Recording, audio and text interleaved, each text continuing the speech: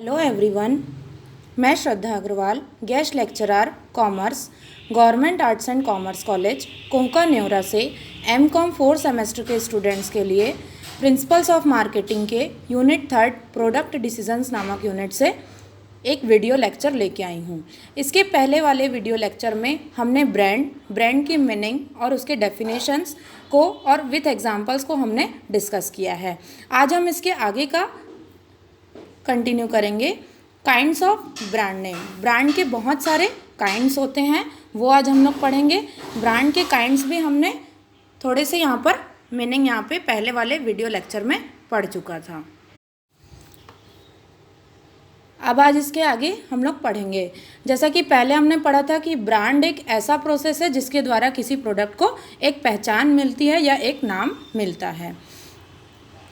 On such basis brand names could be distinguished as follows. उसी के आधार पे जो ब्रांड का नेम्स है वो इस प्रकार से अलग अलग किया जा सकता है। सबसे पहला है coined name. It is a purposely created name which stresses more on the producer identity.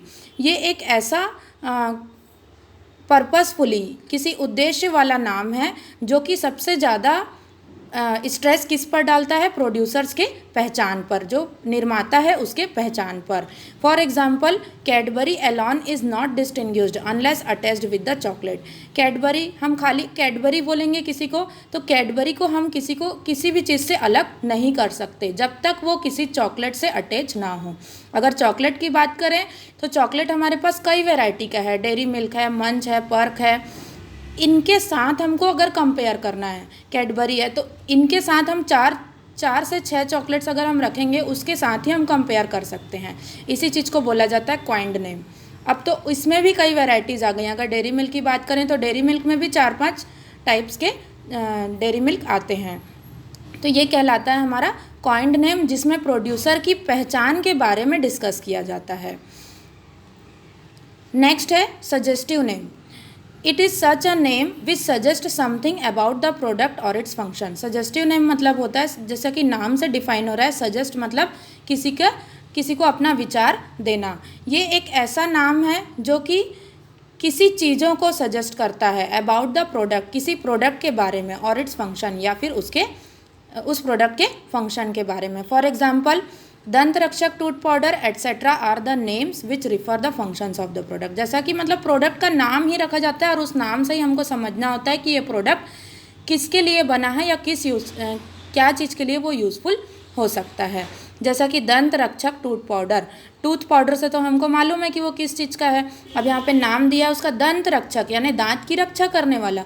तो सजेस्टिव नेम यानी इसका नाम ही ऐसा है कि उस नाम के बेसिस पे ही हम प्रोडक्ट की क्वालिटी, प्रोडक्ट का प्राइस, सब चीज़ हम लोग डिफाइन कर लेते हैं।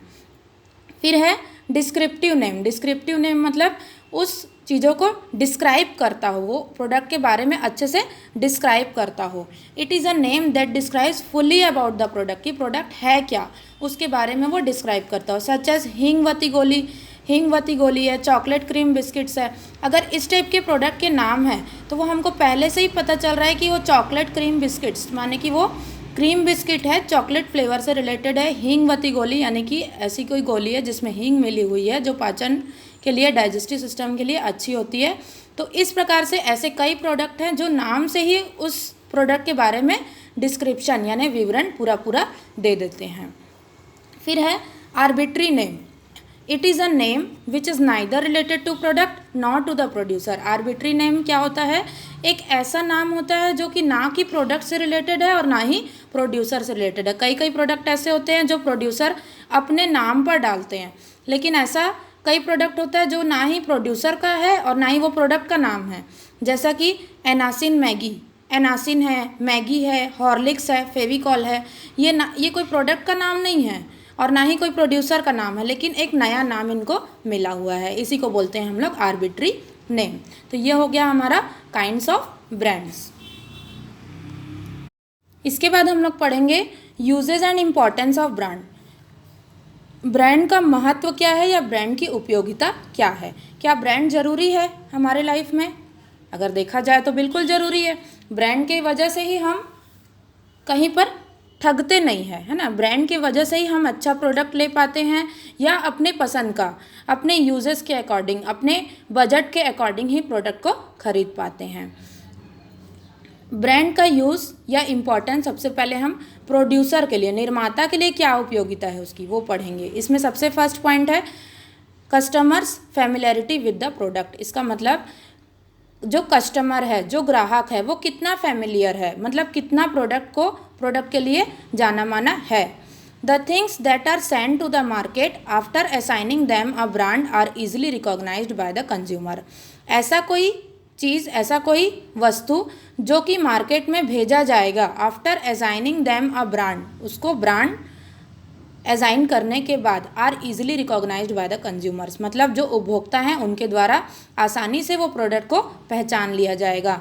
इन this way brand is a means for acquainting the customers with the product. इसलिए ब्रांड एक ऐसा माध्यम है जिसके द्वारा कस्टमर जो है वो उस प्रोडक्ट को बहुत अच्छे तरीके से जान जाते हैं। कई बार ऐसा होता है जो चीज़ ब्रांड से बिकता है उनको एडवर्टीज़मेंट या उनको किसी प्रकार का कोई एफर्ट डालने की ज़रूरत नहीं होती। For example red label T ले लें, तो टी यहाँ पर हमारे पास भले 4-5 क्वालिटी का अवेलेबल है, बट वो कस्टमर आके बोलेगा कि नहीं, हमको रेड लेबल टी ही चाहिए।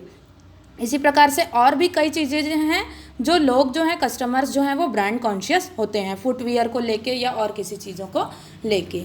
Formation of secured market for the product. Secured market, secured मतलब एक अच्छा मार्केट, बचाओ मतलब सुरक्षित मार्केट बनाना प्रोडक्ट के लिए। अगर ब्रांड होता है तो प्रोडक्ट का एक सुरक्षित मार्केट होता है, अगर ब्रांड नहीं होता तो हमारे प्रोडक्ट की नकल हमारा कॉम्पिटिटर यानी हमारा प्रतिद्वंदी करता है और हमसे लो क्वालिटी में बनाकर उस माल को हाई रेट में या हमारे बराबर रेट में वो बेचता है, जिसकी वजह से हमारी कंपनी को बहुत नुकसान होता है। When the product of one and the same brand is continuously sold in the market, जब प्रोडक्ट कोई एक का या कोई सेम ब्रांड का कंटिन्यूसली मार्केट में बिकेगा, there develops a secured market for it, है ना, वहाँ पर एक सिक्योर्ड मार्केट बनेगा। While purchasing the branded things consumer has not to think much before purchase.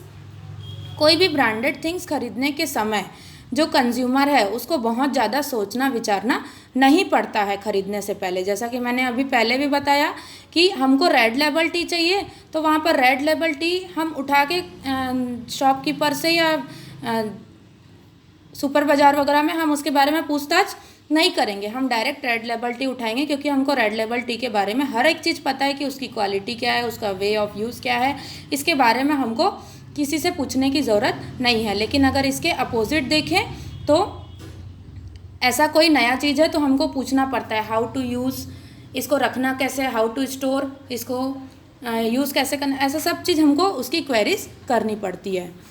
फिर है increase effectiveness of the advertisement. अब ब्रांड की वजह से क्या होता है, एडवर्टीज़मेंट की जो इफ़ेक्टिवनेस है, उपयोगिता है, वो बढ़ती जाती है। The product which has special brand, ऐसा कोई प्रोडक्ट जिसका कि ब्रांड स्पेशल होता है, is easier to be advertised, उसको एडवर्टाइज करने में भी आसानी होती है। The advertisement of the branded goods remain existing in the minds of the people. जो ब्रांडेड गुड्स हैं उनका एडवर्टीजमेंट जो है वो लोगों में बहुत लंबे समय के लिए रहता है, मतलब यहाँ पर एडवर्टीजमेंट का खर्चा कम होता जाता है। Thus brand increases the effectiveness of the advertisement, इसलिए जो ब्रांड है वो एडवर्टीजमेंट का इफेक्टिवनेस को बढ़ाता जाता है। कंज्यूमर के लिए क्या यूज़फुल है, guarantee of the kind of product, जो प्रोडक्ट है उसकी हमको वो गारंटी प्रोवाइड करता है। जब कोई प्रोड्यूसर है अपने प्रोडक्ट को बेचता है कुछ ब्रांड को लेके, तो वो हर एक चीज़ को, उसकी क्वालिटी को डिग्रेडेशन करने में, ये सारी चीज़ों को लेकर कंज्यूमर जो है वो हमेशा एबल होता है कि वो हमेशा एक अच्छे प्रकार का प्रोडक्ट खरीद सके। ईजी रिकॉग्निशन, आसानी से पहचान लेता है ना, बहुत सारे ब्रांडेड गुड्स होते हैं वो आसानी से खरीदे जाते हैं और फॉर अ सेकेंड टाइम बहुत ही कम समय में खरीदे जा सकते हैं। यूनिफॉर्म प्राइसेस, एक निश्चित प्राइस होता है, ब्रांडेड आइटम्स जो होते हैं उसके प्राइसेस हमेशा कहीं पर से भी लें, हम एवरीवेयर कहीं से भी लें, हमको वो निश्चित प्राइस में मिलता है और वो कंज्यूमर वहाँ पर एक्सप्लॉइटेड कभी भी नहीं होता है। पेट्रोल, डीजल, ये सब इसके लाइव एग्जांपल्स हैं। फाइन पैकिंग, इसकी पैकिंग भी अच्छी होती है, जो ब्रांडेड आइटम है अगर पैकिंग अच्छी होती है तो वो हम तक पहुंचने में एक अच्छा और सेफ पैकिंग होता है, और जिसकी वजह से जो गुड्स हैं वो कभी भी ख़राब नहीं होते हैं। आई होप आप लोग को ये लेक्चर समझ आया होगा। Thank you so much.